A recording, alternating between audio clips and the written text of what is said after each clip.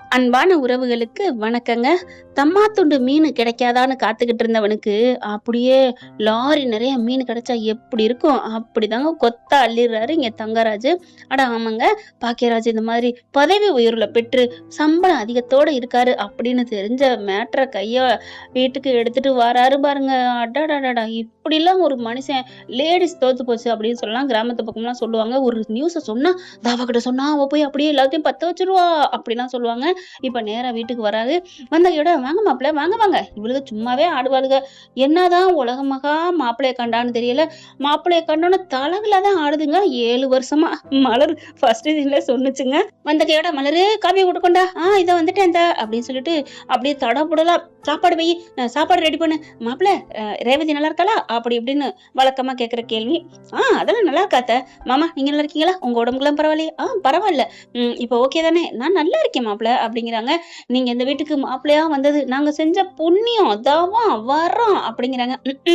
அத நாங்க செஞ்ச அப்படின்ட்டு சொல்ல அப்படி முணங்க கூட விடலைங்க. மலரு என்னங்க அப்படிங்கிற. ஒண்ணுமே இல்லத்த, இந்த கொண்டு வந்துட்டேன் அப்படின்னு சொல்லிட்டு கொண்டு போய் கொடுக்குது. காஃபியா குடிக்கிறாங்க. பரவாயில்ல, ஓரளவுக்கு டீ போட்டுக்கிட்டு தான் இருக்கீங்க. ஏத்த நம்ம சின்ன பொண்ணு படிச்சுட்டு இருக்கால, படிப்பை முடிச்சுட்டு எங்கேயாவது வேலைக்கு அனுப்ப போறீங்களா இல்ல கல்யாணம் பண்ணலாமா அப்படின்னு கேட்டதையோட, அவ என்ன சொல்றான்னு தெரியலையே. அது பார்த்தா வேலைக்கு போற மாதிரி தெரியல.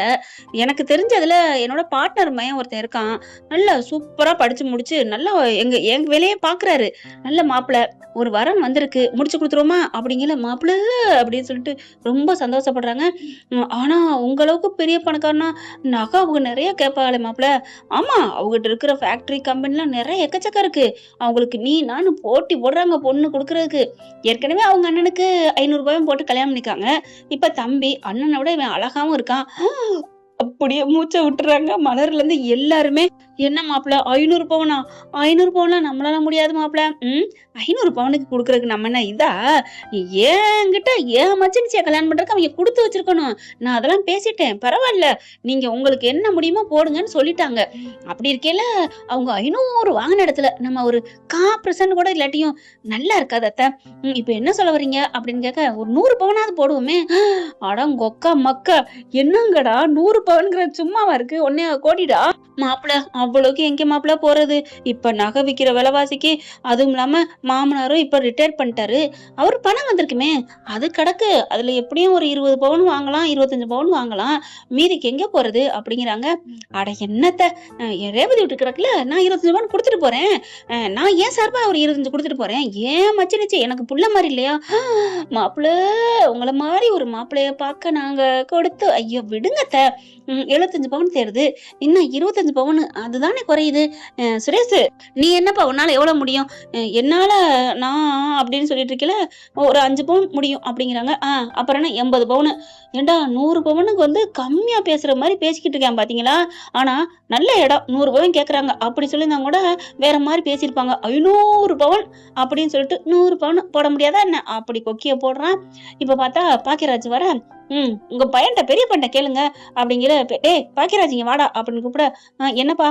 என்னடா உன் பேங்க்ல லோன் போட முடியுமா? நம்ம பிள்ளைக்கு நல்ல இடம் வந்திருக்கான், நல்ல வரம், சூப்பர் இடம் அப்படி இப்படின்னு சொல்ல. அது வந்துப்பா. என்னடா என்ன பேசிட்டு இருக்க அப்படிங்கிற. மதி என்ன படுது. இதுகளுக்கு வேற வேலையே இல்ல, வாக்கா நம்ம போவோம் அப்படின்னு கூப்பிட. இல்ல நான் இங்க நிக்கிறேன், நீ துணிமணி வாஷிங் மிஷின்ல போட்டிருக்கேன், அதை எடுத்துக்கொண்டே காய போட்டுறியா? சரிங்கக்கா, இதெல்லாம் கேட்டா எனக்கு டென்ஷன் ஆகுது அப்படின்னு மதி போயிருது. துணியெல்லாம் எல்லாத்தையும் எடுத்து காய போட்டுட்டு இருக்குங்க. ஒன்னொன்னா போட்டுட்டு இருக்கே. பாக்கியராஜ் பாக்கெட்டுக்குள்ள ஒரு பேப்பர் மாதிரி இருக்கு. என்ன பேப்பர் இருக்கு, ஏதோ பில்லு மாதிரி இருக்கு அப்படின்னு சொல்லிட்டு பாத்துட்டு, இதெல்லாம் அக்கா பார்க்கவே இல்லையா, சே பாவம் அப்படின்னு எடுத்து வச்சுக்கிட்டு ஒன்னொன்னா காய போட்டுக்கிட்டு இருக்கிறாங்க. இப்ப என்னன்னா மீதி 20 பவுன் என்ன பண்றதுங்கதான். பாக்கியராஜ் நீ ஏதாவது பண்ணுடா. இல்லம்மா நான் ஏற்கனவே நிறைய அது இதுன்னு அடைக்கணும், கடன் இருக்கு அப்படிங்கிற. என்ன உங்க பிள்ளைக்கு தான் பெரிய பதவி உயர்லாம் கிடைச்சிருக்கு, இதெல்லாம் கிடைக்காதா என்ன, கொடுக்க முடியாதா என்ன அப்படிங்கிற. பாக்கியராஜுக்கு தூக்கி வாரி போடுது. மலர் பாக்குது. ஆஹா, எல்லாம் தெரிஞ்சுக்கிட்டு தான் கொக்கி போடுறானா? அப்ப பார்த்தா ஏங்க மாப்பிளே இருக்காதுன்னு நினைக்கிறேங்க. இவன் உங்ககிட்ட பத்தின உண்மையை தெரிஞ்சுட்டு வந்திருக்காரு. நீங்க சரின்னு சொல்லுங்க, மாப்பிள்ளை வர சொல்லுங்க, நம்ம போடுவோம் சொல்லுங்க. மலரு அதெல்லாம் இல்ல, நீங்க சொல்லுங்க, அவன் ஃப்ராடு பண்ணிக்கிட்டு இருக்கான் அப்படி சொல்லல. அவன் உண்மையிலே கூட்டி வந்துட்டா என்ன பண்றது? நான் 25 பவுனுக்கு எங்கேம்மா போவேன் அப்படின்னு சொல்ல. அதுக்குள்ள பார்த்தா ஆத்தாளுக்கு அப்பனு கோவம் வருது. டேய் என்னடா இங்க கேட்டுக்கிட்டு இருக்காரு, நீ அங்க பேசிட்டு இருக்க அப்படின்னு இங்க லட்சுமி புடுங்குதுங்க. என்னடா பதவி உயர்வு கிடைச்சிருச்சா? ஆமாமா அத்தை, பணம் கொடுத்துருப்பாங்க, இன்சென்டிவ் பணம் கொடுத்துருப்பாங்க. ப்ரொமோஷன் ஆயிட்டாலே பணம் காசு நிறைய கிடைக்கும். Assistant manager. என்னது என் புள்ள அசிஸ்டன்ட் மேனேஜரா? ஏண்டா சொல்லவே இல்லை, நான் எவ்வளவு சந்தோஷப்பட்டிருப்பேன் அப்படின்னு சொல்ல, சந்தோஷம் அதாவது தாய்கிட்ட சொல்றது சந்தோஷம்தான். ஆனா அந்த சந்தோஷத்தை நீங்க ஏத்துக்கிற மாதிரியா நடந்துக்குவீங்க? அப்படி தாம் தோணு குதிச்சு அதுக்கு ஏதாவது ஒரு செலவு வைப்பீங்க. அதனாலதான் பாவம் அது ஏற்கனவே கடன்பட்டு போய் கிடக்குறாங்க இலங்கை வேந்தன் மாதிரி. இப்ப ஏன்டா மறைச்ச, எதுக்குடா மறைச்ச, என்னடா அப்படின்னு சொல்லிட்டு ஆயா பண்ண ஆடுதுங்க அந்த ஆட்டம். பார்த்தா தங்கராஜுக்கு ஒரே சிரிப்பு சந்தோஷம். இதுக்கு தானே வந்தேன், நான் என்ன மாப்பிள்ளையா கூட்டு வந்தேன் அப்படின்னு மனசுல நினைக்க, கரெக்டா மலர் பாக்குது. அட பாவி, நீ உண்மையிலே மாப்பிள்ளை கூட்டு வரலையா, நான் நினைச்சேன் அப்படின்னு இருக்கல. ஓகே அத்தை, பரவாயில்ல, அவர் ஏதோ மறைச்சிட்டாரு, விட்டுருங்க, நான் அந்த 25 பவுனை தர்றேன், மாப்பிள்ளைய கூட்டு வர சொல்லுங்க. அப்படி தூக்கி வாரி போடுது தங்கராஜுக்கு. இல்ல இப்ப மாப்பிள்ளை வெளிநாட்டுக்கு போயிருக்கான், வந்தோடனே நான் கூட்டிட்டு வர்றேன் அப்படியே அந்தர்பல்ட்டி அடிக்கிறான். அதுக்கப்புறம் இருந்தாலும் பணம் காசு இல்லைன்னா நீங்க சொல்லக்கூடாது அப்படின்னு சொல்ல பாக்குது லட்சுமி. ஏண்டா எப்படா என்கிட்ட மறைச்ச அப்படின்னு பாக்கியராஜ உழுப்ப. இல்லம்மா அது வந்துமா, நான் கடன் தாம்மா கட்டிக்கிட்டு இருக்கேன். என்னடா கடன் கட்டிக்கிட்டு இருக்கிற? இல்ல சுரேஷ் கல்யாணம், இப்ப அக்காவுக்கு சீரு செஞ்சது எல்லாமே கடன்ல இருக்குமா, வீட்டு செலவுக்கு மாசம் அதுக்கே ஒரு 30-40 ரூபா வந்துருதுமா. அப்பா சொல்லி காமிக்கிறியா? ஏங்க இனிமே இவன் காசுல திங்க கூடாதுங்க, உங்களோட பென்ஷன் பணம் தான் கொடுங்க அப்படி இப்படி சொல்ல, உடனே மதியம் எங்கேருந்து வருது, கொடுங்களேன் அப்படி சொல்ல. உங்ககிட்ட பேசலடி, என்னவோ பக்கத்து வீட்டுக்காரி மாதிரி தாங்க. மதியம் கண்டாலே நடுங்குது, டர் ஆகுது மாமியா. இப்ப என்னன்னா, சரிடா அந்த பணம் வந்திருக்குமே அதை என்ன பண்ண அப்படின்னு அப்பங்கார கரெக்டா பிடிக்க தங்கராஜ், ஆமாமாமா கேளுங்க, ப்ரொமோஷனுக்கு பணம் கொடுத்துருப்பாங்க கேளுங்க அப்படிங்கல. எங்கடா பண்ண, என்ன பண்ண, உன் முன்னாடிட்ட கொடுத்துட்டியா இல்ல உன் மாமியார கொடுத்துட்டியா? அத்தை அப்படின்னு சொல்ல, என்னடி நீ வாய மூடு, டேய் சொல்லுடா. இல்லப்பா நான் கடன் தான்ப்பா அடைச்சேன். கடை அடைச்சியா? என்ன கடை அடைச்ச? கல்யாணத்துக்கு வாங்கின கடன் தான். எத்தனை நாள் தானே இதே சொல்லிட்டு இருப்ப? எத்தனை நாள்னா கல்யாணம் நடந்தே இப்போ 1 மாசம் தான் ஆகுது, அதுக்குள்ள கடன் பூரா அடைச்சிருக்க முடியுமா என்ன? என்னமோ 10 வருஷம் ஆன மாதிரி எத்தனை நாள் அடைச்சிருக்கேன்னு சொல்றாங்க. ஆனா தங்கராஜ் சொல்ல கேட்க மாட்டேங்கிறாரு. நான் கடன் தான் அடைச்சேன் அப்படின்னு சொல்ல மதியம் என்ன பண்ணுது, நிறுத்துங்க எல்லாரும் நிறுத்துங்க, கொஞ்சம் என்னை கொஞ்சம் பேச விடுங்க அப்படின்னு வருது. நீ வந்துட்டியா, வா வா அப்படின்னு திரும்ப, அண்ணே நீங்க சொன்னா என்னண்ணே, உண்மையை சொன்னா என்ன, அந்த பணம் என்ன பண்ணேன்னு சொல்லுங்க அப்படிங்கல. இல்லப்பா அது வந்துப்பா, அண்ணே நிறுத்துங்கண்ணே அப்படின்னு சொல்லிட்டு, இங்க பாருங்க சுரேஷும் பாக்குறாங்களா, சுரேஷ்கிட்ட போயிட்டு அந்த சிட்டையை கொடுக்குறாங்க. பாருங்க இது என்னன்னு அப்படிங்கல. பாக்குறாரு. என்னடா சிட்டை? அது வந்து அப்படிங்கல. நானே சொல்றேன், அவர் சொல்ல கூட பயப்படுவாரு மாட்டாரு, நான் சொல்றேன் அப்படின்ட்டு, இந்த மாதிரி வட்டி பணம் சுரேஷ் எங்க கல்யாணத்துக்கு வாங்கின பணத்துக்கு வட்டி கட்டுறேன்னு வண்டியை தூக்கிட்டாங்க. 2 நாளா வண்டி இல்லாம வந்தாரு தெரியுமா அப்படி சொல்ல, அப்படி பாக்குறாங்க. அதுக்கு வட்டி பணம் கொடுக்க முடியலன்னு சொல்லிட்டு அந்த பணத்தை கொடுத்து வட்டி அடைச்சிட்டு வண்டியை இப்பதான் தூக்கிட்டு வந்திருக்காங்க, அதுக்கான பில்லு தான் இது அப்படின்னு சொன்னோன்னு அப்படியே ஆடி போறாங்க. இப்ப அது நம்புறீங்களா அப்படின்னு சுரேஷ் சொல்ல, சுரேஷ் ஓரளவுக்கு புரிஞ்சுக்கிறாருங்க. ஆத்தாப்பை மாதிரி இல்ல. அதுக்காண்டி நீ கொடுத்தா வச்ச, அது எங்ககிட்ட சொல்றது இல்லையா, எங்ககிட்ட கொடுக்கறது இல்லையா? இப்ப என்ன, என் அக்கௌண்ட்ல இருந்துச்சு, இந்த மாதிரி கடை அடைக்க வேண்டியது இருந்துச்சு, வண்டியை தூக்கிட்டாங்க, கொடுத்தாச்சு, இப்ப என்னமா பண்ண சொல்றீங்க அப்படின்னு சொல்ல, இங்க பாரா பாக்கியராஜ் நீ பண்றது சரியா இல்லடா.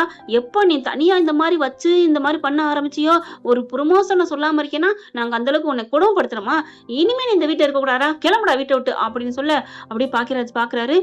அப்பா நான் என்னப்பா பண்ணேன் அப்படிங்கல. தங்கராஜ், இவன் வீட்டை விட்டு போயிட்டா அப்புறம் குடும்ப செலவு பூரா யார் பாக்குறது, ஏன் மாப்பிள்ள அப்படின்னு சுரேஷ்ல சொல்ல, ஆமா மாமா.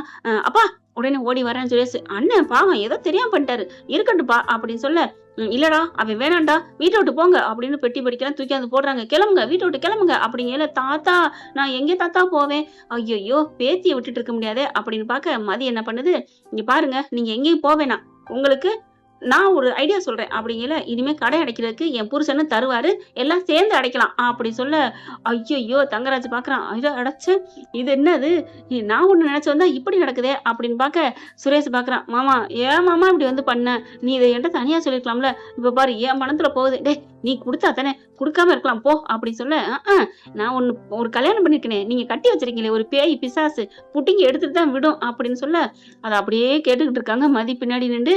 ஓ நான் பேய் பிசாசா, ஐயோ கேட்டாலா, ஐயோ மாமா வாங்க மாமா, அம்மா அப்பா இதெல்லாம் ஒரு பிரச்சனை இல்லை விடுங்க அப்படின்னு சொல்லிட்டு அங்க இருந்து கூட்டிட்டு போயிடுறாரு.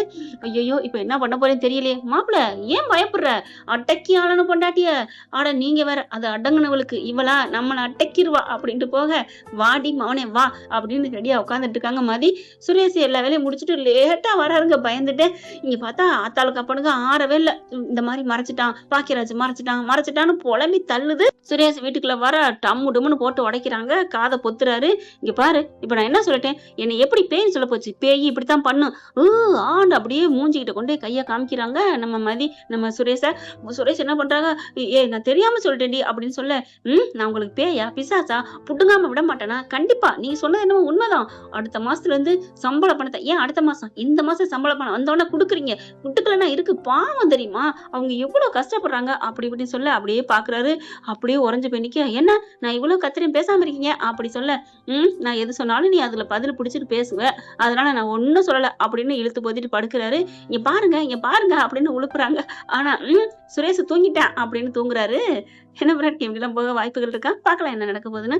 இந்த பதிவு உங்களுக்கு பிடிச்சிருந்துச்சுன்னா உங்க பொண்ணான கையால லைக்க போட்டு சப்ஸ்கிரைப் பண்ணி ஆதரவு கொடுங்க அன்பு உறவுகளே. Thank you friends. இந்த வீடியோ உங்களுக்கு பிடிச்சிருந்தா தயவு செய்து லைக் பண்ணுங்க. இன்னும் அப்டேட்ஸ்க்காக சேனலை சப்ஸ்கிரைப் பண்ண மறக்காதீங்க. நம்ம கிட்ட இருக்க எல்லா சேனல்ஸோட லேட்டஸ்ட் வீடியோ அப்டேட்ஸ்க்காக மேல ரைட் சைடுல காட்டுற லிங்கை கிளிக் பண்ணி வாட்ஸ்அப் குரூப்ல ஜாயின் பண்ணுங்க. உங்களிடம் விடைபெறுவது நான் உங்கள் மெஹர்.